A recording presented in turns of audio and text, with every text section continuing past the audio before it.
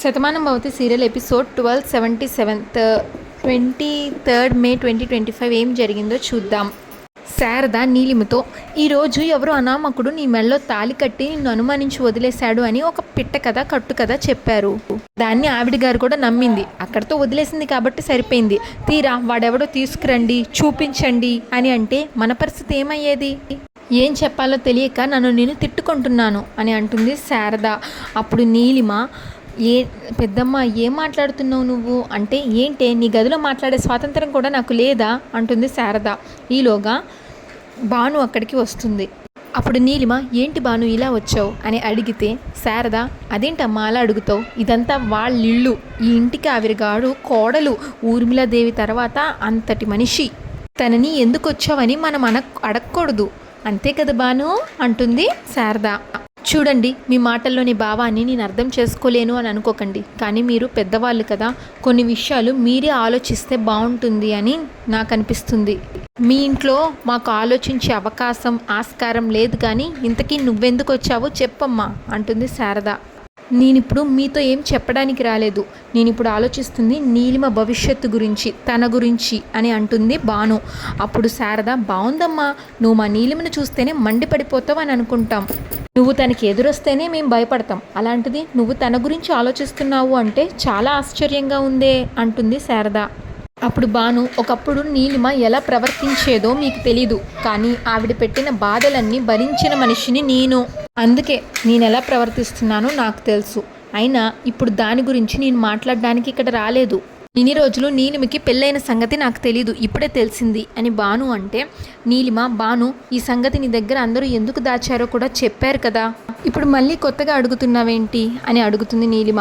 అప్పుడు శారద, ఏమ్మా అక్కడ చెప్పిన వాళ్ళ మాట మీద నమ్మకం కలక్క ఇక్కడ మళ్ళీ అడుగుదామని వచ్చావా అని శారద అడిగితే, భాను, నేను ఇప్పుడు ఏమీ మీతో గొడవ పెట్టుకుందామని ఏం రాలేదండి, మీరు నీలిమని సొంత కూతురులాగా చూసుకుంటున్నారు, స్నేహ తన సొంత చెల్లెల్లాగా చూసుకుంటుంది, మీకు నీలిమ అంటే ఎంత ఇష్టమో మీ మాటల్లో నాకు అర్థమవుతుంది, అందుకే నీలిమ భవిష్యత్తు గురించి ఆలోచించి ఒక మాట చెప్పాలి అనుకుంటున్నాను అని భాను అంటే, స్నేహ ముందు ఏం చెప్పాలనుకుంటున్నారో అది చెప్పండి అంటుంది స్నేహ.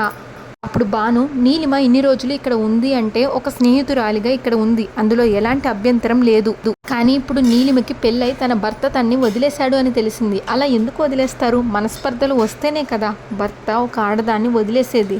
అప్పుడు శారద, అవునమ్మా, ఈ విషయాన్ని చాలా బాగా చెప్పావు, పాపం దాన్ని అర్థం చేసుకోలేక తను తాళి కట్టిన వాడు దూరంగా ఉంటున్నాడు అంటుంది శారద. ఇప్పుడు నీలిమ ఇక్కడ ఉందనుకోండి, పెళ్ళైన ఇంకొకటి ఇంటిలో స్నేహం పేరుతో నీలిమ ఇక్కడ ఉంది అని లేనిపోని అపార్థాలు ఇంకా పెరుగుతాయి. పెళ్ళి జరిగిందంటే వాళ్ళు కలిసే ఉండాలి, ఎన్ని కష్టాలు ఎదురైనా పరిస్థితులు మార్చుకుంటూ కష్ట నష్టాలను ఎదుర్కొంటూ వాళ్ళు కలిసే ఉండాలి. అలా నీలిమ చేసుకోవాలి అంటే నీలిమ ఇక్కడ ఉండకూడదు అంటుంది భాను. దానికి స్నేహ, అంటే మీ ఇంటి నుంచి వెళ్ళిపోమని చాలా మర్యాదగా చెప్తున్నారా అని అడుగుతుంది. దానికి శారద, ఇంకా నీకు అర్థం కాలేదా, ఈ ఇంట్లో మీరు ఉండకూడదు అని చక్కగా అరటిపండు ఒలిచినట్లు చెప్తుంది అని శారద అంటే, దానికి భాను, నేను మాట్లాడే మాట మీకు బాధగా అనిపించవచ్చు, కానీ నేనేమి తప్పుగా మాట్లాడలేదు, నీలిమికి పెళ్ళైనా కూడా పరాయి వాళ్ళ ఇంట్లో ఉంది అంటే తన జీవితంలో సమస్యలు వస్తాయి, తనకంటూ ఒక ఇల్లుంది, తనకంటూ ఒక ఆదాయం ఆస్తులు అన్నీ ఉన్నాయి, అలాంటప్పుడు నీలిమ ఇక్కడ ఎందుకు ఉండాలి, తన ఇంట్లో తను ఉందనుకోండి మీరు తనకి సాయంగా ఉంటారు, తను ఇంకో ఒంటరిగా ఉండదు, నీలిమ ఇంట్లో నీలిమ ఉంటుంది కాబట్టి తనని పెళ్లి చేసుకున్నవాడు కూడా అర్థం చేసుకుంటాడు, లేనిపోని అపోహల వల్లే నేను నీలిమని దూరం చేసుకున్నాను అని తెలుసుకుంటాడు, లేదా నీలిమ తెలిసేలాగా చేస్తుంది, అప్పుడు తన జీవితం బాగుంటుంది, నేను అందుకే ఇలా చెప్తున్నాను అని భాను అంటే, శారద, బాగుందమ్మా, చాలా బాగుంది, వెళ్ళిపోండి అని బొట్టు పెట్టి మరీ చెప్తున్నావు, ఇప్పుడు నీ మనసులో ఉన్న ఉద్దేశం ఏంటో నాకు చాలా బాగా అర్థమైంది, పైకి మంచిగానే మాట్లాడుతున్నా మీ ఇంట్లో ఉండడం ఇష్టం లేదని మాకు పూర్తిగా అర్థమైంది. అప్పుడు భాను, నా ఉద్దేశం అది కాదండి, నా ఉద్దేశం మొత్తం నీలిమ భవిష్యత్తు గురించే అని భాను అంటుంది.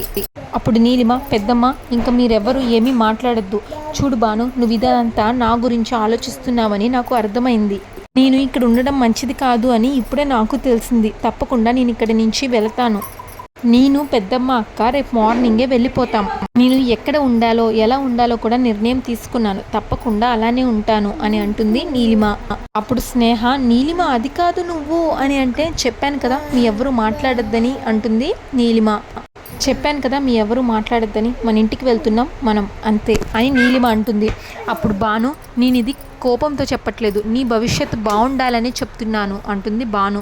ఈలోగా ఊర్మిళ వచ్చి, భాను నువ్వు ఇక్కడున్నావా, నీకోసం ఇల్లంతా చూస్తున్నాను అంటే, అవునత్తయ్య నీలిమతో మాట్లాడుతున్నాను అంటుంది భాను. ఏ అత్తయ్య నాతో ఏమన్నా చెప్పాలా అని భాను అంటే, ఊర్మిళ ఇప్పుడే దేవమ్మ ఫోన్ చేసింది, అజయ్కి మాట వచ్చిందంట అంటుంది ఊర్మిళ. తనిప్పుడు శుభ్రంగా మాట్లాడుతున్నాడని, ఇదివరకు ఇట్లాగానే కోలుకుంటున్నాడు అని తను ఎంతో సంతోషంగా మురిసిపోతూ ఫోన్ చేసి చెప్పింది అంటుంది ఊర్మిళ. నీలిమ మాట విని భయపడిపోతుంది. ఈ మాట నీకు కూడా చెప్పమంది, ఎవరన్నా బాగున్నారు అంటే సంతోషించే మొదటి వ్యక్తివి నువ్వే కాబట్టి నీకు మరీ మరీ చెప్పమని చెప్పింది అంటుంది ఊర్మిళ.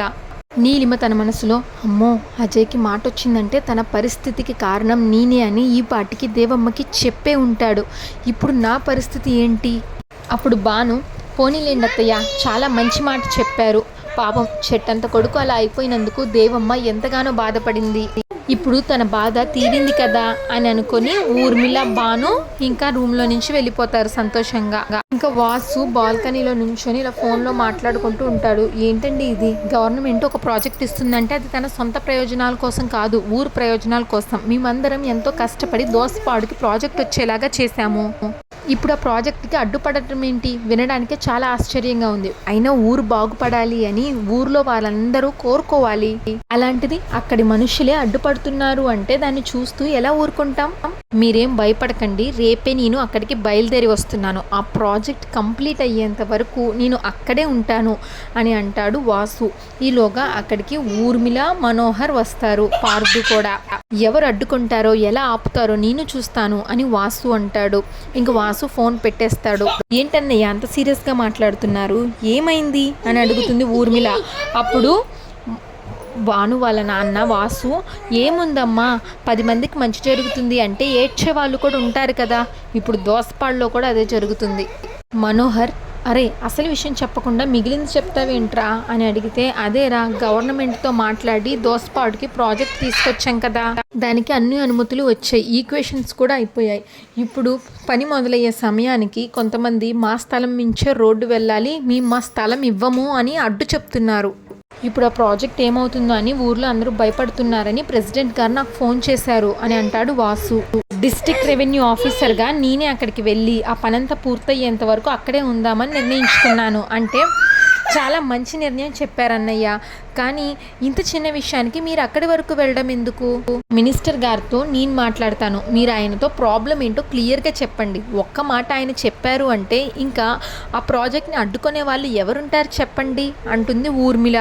అది కాదమ్మా అని వాసు అంటే, మను కూడా అవునరా అందరం ఇక్కడమే ఉన్నాం, నువ్వు ఒక్కడివే వెళ్ళి అక్కడ ఉంటే మాకు ఇబ్బందిగానే ఉంటుంది, ఇప్పుడు మినిస్టర్ గారితో మాట్లాడితే పనులన్నీ సవ్యంగా జరిగిపోతాయి కదా, నువ్వు అక్కడికి వెళ్ళి ఉండాల్సిన అవసరం ఏముంది అంటాడు మను.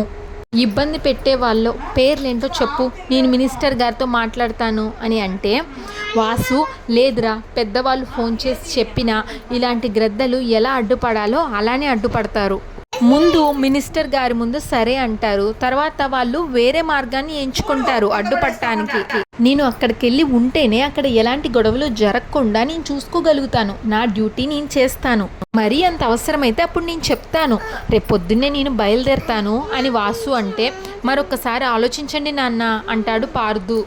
ప్రాబ్లం మీరే చెప్తున్నారు కదా, అక్కడికి వెళ్ళి ప్రాబ్లం పెద్దది చేసుకోవడం ఎందుకు, ఇక్కడి నుంచి ఒకసారి మాట్లాడి ప్రాబ్లం సాల్వ్ అవుతుందేమో చూసుకుంటే మంచిది అని అంటాడు పార్దు. నేనేమైనా సాల్వ్ చేయగలను అంటే నాకు చెప్పండి నాన్న, నేను చూసుకుంటాను అని పార్దు అంటే, మీరు అనవసరంగా ఎక్కువ శ్రమ తీసుకోకండి నాన్న అని పార్దు అంటే, దానికి వాసు, నా కొడుకుగా నువ్వు నా గురించి ఆలోచించు, ఆ జిల్లా అధికారిగా నేను ఆ జిల్లా గురించి ఆలోచించాలి, ఆ ఊరికి ఆ ప్రాజెక్ట్ రావాలన్నది అని నేను ఎప్పుడో కన్న కల, అది ఇన్నాళ్లకు నెరవేరబోతుంది, దాని గురించి ఎవరు అడ్డుపడ్డా నేను ఊరుకోను, అందుకే నేనే స్వయంగా వెళ్ళి ఆ ప్రాజెక్టుని పూర్తి చేయాలి అనుకుంటున్నాను అంటాడు వాసు. ఇందులో నాకు వచ్చే ఇబ్బంది ఏమీ ఉండదు, మీరెవ్వరు భయపడాల్సిన అవసరం కూడా లేదు. ఇప్పటికే ఆలస్యమైంది, వెళ్ళి పడుకోండమ్మా, గుడ్ నైట్ అని చెప్పి అక్కడి నుంచి వాసు వెళ్ళిపోతాడు. ఇంకా రాధ నడుచుకొని వచ్చి ఒక ఆటో అతని దగ్గరకు వచ్చి, అన్న జూబ్లీ హిల్స్ వెళ్ళాలి వస్తారా అంటే, అలా అంటే ఎలా తెలుస్తుంది మేడం, అడ్రస్ అయినా తెలియాలి లేదా గూగుల్ మ్యాప్స్ అయినా పెట్టివ్వండి అని అంటే, నాకు అడ్రస్ తెలీదు కానీ జూబ్లీ హిల్స్ వెళ్ళి ఊర్మిళ గారిదే ఇల్లు అంటే ఎవరైనా చెప్తారు, అక్కడికి వెళ్ళాలి నేను అర్జెంటుగా అంటుంది రాధ. చెప్తుంటేనే రాధకి దగ్గొచ్చేస్తూ ఉంటుంది. అప్పుడు ఆటో అతను, ఏంటి మేడం అలా దగ్గుతున్నారు, హెల్త్ బాగోలేనట్టుంది, ముందు మీరు వెళ్ళాల్సింది హాస్పిటల్కి మేడం అంటాడు ఆటో అతను.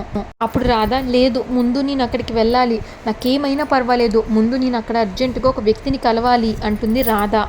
అది నాకు చాలా అవసరం అందుకు అని చెప్పి దగ్గుతూ ఉంటుంది. దగ్గి చివరికి బ్లడ్ వామిటింగ్స్ చేసుకుంటుంది రాధ. ఆటో అతను చూసి కంగారు పడిపోతాడు. మేడం బ్లడ్ వస్తుంది మేడం, మేడం ఏమైంది, ఎవరైనా త్వరగా రండి అని అంటాడు. ఈలోగా రాధ తన బ్లడ్ని చూసుకుని స్పృహ తప్పి అక్కడే పడిపోతుంది ఆటో పక్కన. మరో పక్కన మురారి బాధగా కూర్చుంటే, పార్దు, మురారి మీరు బాధపడాల్సిన అవసరం లేదు, రాధ ఫోటో డీటెయిల్స్ నేను ఎస్పీ గారికి పంపించాను, డిపార్ట్మెంట్ మొత్తం అలర్ట్ చేసి ఎక్కడ ఉన్నా సరే త్వరగా పట్టుకోమని చెప్పాను, తను ఎక్కడున్నా సరే వెతికి పట్టుకుంటారు, 2 రోజుల్లో మనకి రాధ ఆచూకీ తెలిసిపోతుంది, ఆయన మనకి సపోర్ట్ చేస్తా అని అన్నారు. మురారి, చాలా థ్యాంక్స్ పార్దు, నా వల్ల మీ అందరికీ ఇబ్బంది కలుగుతున్నట్లుంది అని మురారి అంటే, పార్దు మా బానుని మీరు కంటికి రెప్పలాగా చూసుకున్నారు, మళ్ళీ తిరిగి మాకు అప్పగించారు, అందుకే కదా తిరిగి మా ఇంట్లో మళ్ళీ నవ్వులు వచ్చాయి, అలాంటిది మీరు బాధపడుతుంటే మేమందరం చూస్తూ ఎలా ఊరుకుంటాం చెప్పండి అని అంటాడు పార్దు. అప్పుడు సత్య, మీ అందరూ ఎంత మంచివారండి, బాను మాకు రాధలాగా పరిచయం అయినా బాను అని తెలిసాక మేమందరం షాక్ అయ్యాం, కానీ మళ్ళీ ఈరోజు మీ వల్లే రాధ ఆచూకీ తెలుసుకోగలుగుతున్నాం, రాధ మావయ్య ఒక్కటవుతారు అన్న నమ్మకం నల్లి నాకొచ్చింది అని సత్య అంటుంది. ఈలోగా బాను అక్కడికి వెళ్ళి కూర్చుంటుంది. అదే టైంకి కార్తిక్ బాల్కనీలోకి వచ్చి గమనిస్తూ ఉంటాడు కింద. బాను మురారితో ఇలా అంటుంది, అప్పుడే నేను చెప్పాను కదా మనసారా మనం ఎవరినైతే ప్రేమిస్తామో వాళ్ళకి మనం ఎప్పటికీ దూరం కాము అని. మురారి గారి ఏంటో రాధ మీద తనకున్న అభిమానం ఏంటో మొత్తం తెలిసిన దాన్ని నేను, అందుకే నమ్మకంతో చెప్తున్నాను, రాధ పారిపోయి ఎంత దూరం వెళ్ళినా తన రాతలో మురారి గారు లేరు అనుకుని తప్పించుకొని వెళ్ళిపోయినా తను ఎక్కడికి వెళ్ళలేదు, తప్పకుండా మురారి గారిని కలుస్తుంది అన్న నమ్మకం నాకుంది అని అంటుంది బాను. ఈలోగా శారద స్నేహ వెనకాలొస్తారు కార్తిక్ వెనక్కి. వాళ్ళ ప్రేమ గెలవాలని నేను మనస్ఫూర్తిగా కోరుకుంటున్నాను, ముందు టిఫిన్ చేద్దురుగాని రండి అంటుంది బాను. దానికి మురారి, ఇప్పుడు నాకు తినాలని ఏమీ లేదు, నన్ను ఒంటరిగా వదిలేయండి, మీ అందరూ వెళ్ళి తినండి అని అంటాడు. దానికి బాను, మిమ్మల్ని ఒంటరిగా వదిలేయడానికి కాదండి మేము ఇన్ని ప్రయత్నాలు చేస్తుంది, మీరు ఎవరితో అయితే జంటగా ఉండాలి అనుకుంటున్నారో ఆ వ్యక్తిని మీ పక్కన నిలబెట్టాలని మేమందరం ప్రయత్నిస్తున్నాం, రాధ గురించి ఆలోచిస్తూ తినడం మానేస్తే మీ ఆరోగ్యం ఏమవుతుంది, చెప్పాను కదా తను తప్పకుండా కనిపిస్తుంది అని, మీరిలా దిగాలుగా ఉండకూడదు, నా మాట వినండి అంటుంది బాను. నేను మాట ఇచ్చాను అంటే నిలబెట్టుకొని తీరుతాను అని మీకు తెలుసు కదా, తప్పకుండా మీ రాధను మీ ముందు ఉంచుతాను, తను మీకు కనిపించేసరికి మీరు ఆరోగ్యంగా ఆనందంతో ఉండాలి తప్ప ఇలా ఆకలితో కడుపు మార్చుకొని ఉండకూడదు, పదండి రండి అంటూ మురారి చేయి పట్టుకొని తీసుకెళ్తుంది బాను. ఇంకా భాను వాళ్ళు వెళ్ళిపోగానే శారద, చూసావా స్నేహ, భాను మురారి ఆకలితో ఉంటే అస్సలు తట్టుకోలేదు, తన కడుపు నిండేంత వరకు తిను ప్రశాంతంగా ఉండలేదు అని శారద అంటుంది. అప్పుడు కార్తిక్ చాలా సీరియస్గా చూస్తాడు శారద స్నేహ వైపు. అప్పుడు శారద, నేనేమి తప్పుగా అనలేదు బాబు, మీ కళ్ళతో మీరే చూశారు కదా, ఆయన ఏదో తన ప్రేమించిన అమ్మాయిని గురించి తలుచుకుంటూ కూర్చున్నాడు, ఇంటికి అతిథులు వచ్చారంటే టైంకి కాఫీ ఇస్తాం, వంట రెడీ అయిందని భోజనానికి పిలుస్తాం, నాకు ఆకలిగా లేదు అంటే ఊరుకుంటాం, కానీ ఇంతలాగా బ్రతిమిలాడి మరి అంతలా బుజ్జగించి ఎవ్వరు పెట్టరు బాబు, కానీ భాను మాత్రం మురారి విషయంలో వదిలేలాగా లేదు, తను ఆకలితో ఉంటే ఈ అమ్మాయి తట్టుకోలేదు అని అంటున్నాను అని శారద అంటుంది. నేనేమి తప్పుగా మాట్లాడలేదు బాబు అని శారద అంటే, స్నేహ ఏమిటమ్మా మనకెందుకు వచ్చిన విషయం ఇది, వాళ్ళ ఇంటి సంగతి వాళ్ళు చూసుకుంటారు, అనవసరంగా మనం మాట్లాడితే మళ్ళీ మరోలాగా అనుకుంటారు అని స్నేహ అంటుంది. అప్పుడు శారద, అది కాదే, ఇన్ని రోజులు ఇంట్లో ఉన్నాం కదా, ఈ ఇంటి ఉప్పు తిన్నాం, ఉప్పు తిన్న విశ్వాసం మనకైనా ఉండాలి కదా, అందుకే జరుగుతుంది చూసి మనసు కనిపించింది చెప్పాను, తప్పుగా ఏం చెప్పలేదే అంటుంది శారద. ఎలాగో రేపటి నుంచి మనం ఉండం కాబట్టి మనం వెళ్ళాక చెప్పేవాళ్ళు ఎవరుంటారు చెప్పు అని శారద అంటే, అప్పుడు కార్తిక్, అదేంటి మీరెక్కడికి వెళ్తున్నారు అని అడుగుతాడు. అప్పుడు స్నేహ, మా ఇంటికి మేము వెళ్ళిపోతున్నాం, ఈ ఇంట్లో మాకు స్థానం లేదు అని తెలిసాక వెళ్ళిపోవాలి కదా అని స్నేహ అంటే, కార్తిక్, నీలిమ మిమ్మల్ని ఈ ఇంటికి తీసుకొచ్చినప్పుడే చెప్పింది కదా మీరు కూడా మాతో కలిసి ఉంటారు అని, మరి ఇప్పుడేంటి ఇలా కొత్తగా మాట్లాడుతున్నారు అని కార్తిక్ అడుగుతాడు. శారద, నిజమే బాబు, నీలిమ మమ్మల్ని తీసుకొచ్చేసరికి ఇంట్లో బాను లేదు కదా, అందుకే మీ అందరూ మీ మనుషుల్లాగా మమ్మల్ని కూడా ఈ ఇంట్లో ఉండమని చెప్పారు. కానీ బాను వచ్చాక ఇంట్లో పరిస్థితులు మారిపోయాయి కదా, అందుకే మేము వెళ్ళిపోతున్నాం అని శారద అంటే, కార్తిక్ అంటే ఏంటి మీ ఉద్దేశం అని అడుగుతాడు. అప్పుడు స్నేహ, ఇందులో దాచడానికి ఏముందండి, రాత్రి నుంచి జరుగుతున్న విషయం మీకు తెలియదు అనుకుంటా. బాను వచ్చి నీలిమకి పెళ్ళైపోయిన తర్వాత మాకు మీకు ఏంటి సంబంధం, ఇంటి నుంచి వెళ్ళిపోండి అని చెప్పింది. వెళ్ళండి అని మొహం మీద చెప్పాక కూడా ఉండడం కరెక్ట్ కాదు కదా అని స్నేహ అంటే, కార్తిక్ ఏంటి మా బాను మిమ్మల్ని వెళ్ళిపోమని చెప్పిందా అని అడుగుతాడు కార్తిక్. తనలా ఎప్పుడు చెప్పదే అని కార్తిక్ అంటాడు. అప్పుడు శారద, చూడు బాబు, ఆ అమ్మాయి మీద నీకు ఎంతో ప్రేమ ఉంది కాబట్టి తను ఎప్పుడు అలా చెప్పదు అని మాట్లాడదు అని నువ్వు అనుకుంటున్నావు. నువ్వు తన్ని అంతలాగా ప్రేమిస్తున్నావు, కానీ తను నీతో అన్ని విషయాలు చెప్పదు అని ఈ మాటతోటే నాకు అర్థమవుతుంది. ఆ అమ్మాయి మా దగ్గరకు వచ్చి, మీరు ఇక్కడ ఎందుకుంటున్నారు, ఈ ఇంటికి మీకు ఏమిటి సంబంధం, మీ అందరూ ఇక్కడి నుంచి వెళ్ళిపోవాలి కదా అని శృతిమెత్తగా చెప్పుతో కొట్టినట్టుగానే చెప్పింది బాబు అని అంటుంది శారద. కానీ మా కర్మ ఏంటంటే తను అలా చెప్పిందన్నా కూడా ఎవరు నమ్మరు అని శారద అంటుంది. ఏదైతేనేమి ఇక్కడ మేము ఉండకూడదు అని అన్నారు, మేము వెళ్ళిపోతాం బాబు అని శారద అంటుంది. వస్తాం బాబు, ఇన్ని రోజులు మీరు మా అందరినీ ఎంతో అభిమానంగా చూశారు, ఆ జ్ఞాపకాలని తలుచుకుంటూ మా దారిని మేము చూసుకుంటాం అని అంటుంది. ఇంకా వాసు రెడీ అవుతాడు, ఒక ట్రాలీ పట్టుకొని, చెల్లమ్మ వెళ్ళొస్తాను అంటాడు. అప్పుడు మను కోపంగా, మమ్మల్ని అందరినీ వదిలేసి వెళ్తా అంటున్నావుగా, వెళ్ళు అని అంటాడు. ఏంట్రా ఇంకా చిన్నతనం పోలేదు, నేను పని మీద వెళ్తున్నానని తెలిసి కూడా ఇలా మాట్లాడతావేంట్రా. అప్పుడు ఊర్మిళ, ఆయన సరదాగా అన్నారులే అన్నయ్య, మీరు వెళ్తున్నారంటే మాకు కూడా బాధగానే ఉంది, అంటే నేనెక్కడికి వెళ్తానమ్మా, ఈ కుటుంబాన్ని కాదనుకో నేనెంత దూరం వెళ్తాను, పని అయిపోగానే మళ్ళీ ఇక్కడికే వచ్చేస్తాను కదా. సరేనమ్మా ఉంటాను, వెళ్ళొస్తా అని అంటే, అప్పుడు ఈలోపు చాందిని ఇంకో పెద్ద ట్రాలీ తీసుకొచ్చి, వెళ్ళొస్తాను కాదు మావయ్య, వెళ్ళొస్తాము అని అనండి. దానికి వాసు, అదేంటమ్మా అని అడిగితే, పార్దు, అదే నాన్న, మిమ్మల్ని ఒంటరిగా మేము పంపించడం లేదు, మీతో పాటు నేను చాందిని కూడా వస్తున్నాం. వాసు, ఎందుకురా మీరు, ఆ పల్లెటూరులో మీరేం చేస్తారు, ఆ పల్లెటూరులో మీరు వచ్చి ఏం చేస్తారు, ఇక్కడ మీకు ఆఫీస్ ఉన్నాయి కదా, ఇక్కడే ఉండి మీ పనులు చూసుకోండి అంటాడు వాసు. కార్తిక్, మావయ్య, ఇక్కడ పనులు చూసుకోవడానికి మేమందరం ఉన్నాం, అయినా ఇప్పుడు ల్యాప్టాప్ చేతిలో ఉంటే చాలు, ఎక్కడ ఉన్న పనులు జరిగిపోతాయి. అది కాదు బాబు నేననేది అని వాసు అంటే, బాను, నాన్న, ఇది మేమందరం కలిసి తీసుకున్న నిర్ణయం. రాత్రే అన్నయ్య నాతో మీరు ఊరు వెళ్తున్నారు అని చెప్పారు, మిమ్మల్ని ఒంటరిగా పంపొద్దు అని మేమిద్దరం మాట్లాడుకున్నాం. పార్దు అన్నయ్య కూడా మీకు తోడుగా పంపించాలి అని నిర్ణయించుకున్నాం. ఇంకా అంతటితో ఎపిసోడ్ పూర్తవుతుంది. నెక్స్ట్ ఎపిసోడ్లో బాను ఫోన్ లిఫ్ట్ చేసి, ఎవరు అంటే హాస్పిటల్ నుంచి నర్సు, ఊర్మిళాదేవి గారేనా అండి మాట్లాడేది అంటే, నేను ఆవిడ కోడల్ని మాట్లాడుతున్నా, ఎవరండి అంటే, నేను సిటీ హాస్పిటల్ నుంచి ఫోన్ చేస్తున్నాం, రాధ ఐసీయూలో ఉంటుంది, తన ఫోటో చూసి ఇక్కడ మీ గురించి ఒకళ్ళు అడిగారు, తన ఫోటో వాట్సాప్లో పంపిస్తాను అని రాధ ఫోటో తీసి పంపిస్తారు బానుకి. చూసి కార్తిక్, బాను షాక్ అవుతారు.